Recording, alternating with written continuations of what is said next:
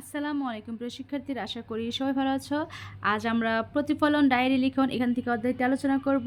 ঠিক আছে, এই কাজটি আজ আমরা প্রতিফলন ডায়েরিটা লিখবো। তো এর লেখার আগে অবশ্যই বলে নিই, এখনও যারা চ্যানেলটি সাবস্ক্রাইব করনি জলদি জলদি চ্যানেলটি সাবস্ক্রাইব করে ফেলো। আর যারা সাবস্ক্রাইব করেছো তাদেরকে অসংখ্য ধন্যবাদ। লাইক কমেন্টে তোমরা কে কোন বিদ্যালয় থেকে আর তোমার কোন জেলা থেকে আমার ভিডিও ক্লাসগুলো করছো অবশ্যই সেই নামটি লিখতে ভুলবে না যেন। ঠিক আছে, তো চলো আমরা প্রতিফলন ডায়েরিটা কি সেটাকে দেখে নিই। কী লিখতে হবে আমাদের? তুমি নিজ পরিবার প্রতিবেশী নিজ পরিবার বা প্রতিবেশী কোনো অসুস্থ ব্যক্তির সেবায় নিজেকে যেভাবে সম্পৃক্ত করেছো বা করতে পারো, উল্লিখিত শিরোনামের আলোকে তুমি একটি চেকলিস্ট পূরণ করে আনবে। এক্ষেত্রে তুমি তোমার মা, বাবা, সহপাঠী বা শিক্ষকের সহায়তা নিতে পারো। ক্রমিক রঙ আছে এখানে আছে কার্যক্রমগুলো। এখানে করেছির মধ্যে হলে যদি করে থাকো তাহলে টিক, দেন করব যদি হয়ে থাকে তাহলে সেখানে টিক দিতে হবে। তো চলো আমরা এখানে দুটো করে দেওয়া আছে, আমরা দেখে নিই। মা বাবা অসুস্থ হলে তাদের সময় মতো ঔষধ সেবনের কথা মনে করিয়ে দেওয়া, করেছি। যদি করে থাকো তাহলে করেছিতে দিবা। তারপর দেখো, প্রতিবেশী বা আত্মীয় অসুস্থ থাকলে বা হলে তার খোঁজ খবর নেওয়া, করব। ঠিক আছে, তো চলো বাকিগুলো আমাদের করে নিতে হবে।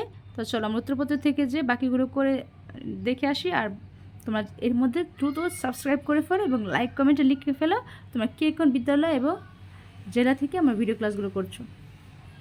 তো দেখো আমরা উত্তরপত্রে চলে এসেছি। এখানে কাজের ধরন হচ্ছে বাড়ির কাজ।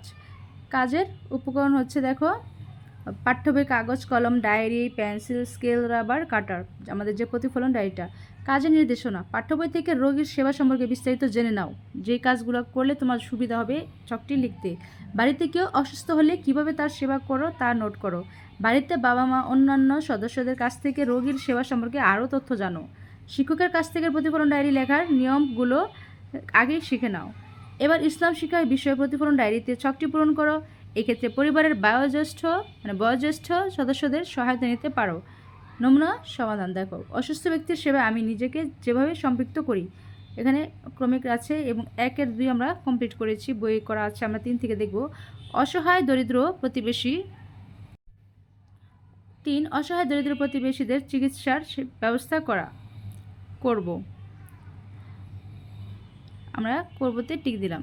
দেন দেখো, কোনো সহপাঠী অসুস্থ হলে তাকে চিকিৎসা কেন্দ্রে নেওয়া, করব।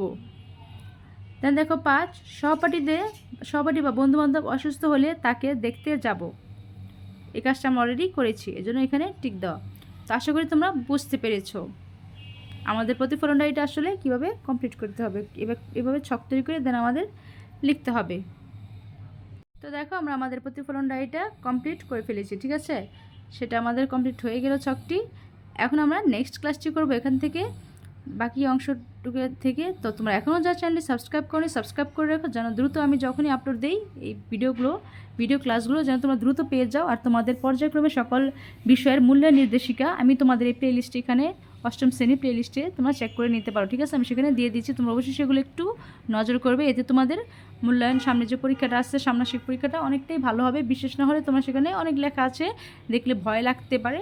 কোনো ভয় লাগার কিচ্ছু নেই, শুধু তোমরা একটু রিডিংটা পড়লে সেখান থেকে মোটামুটি তোমরা অনেক কিছু জানতে পারবে।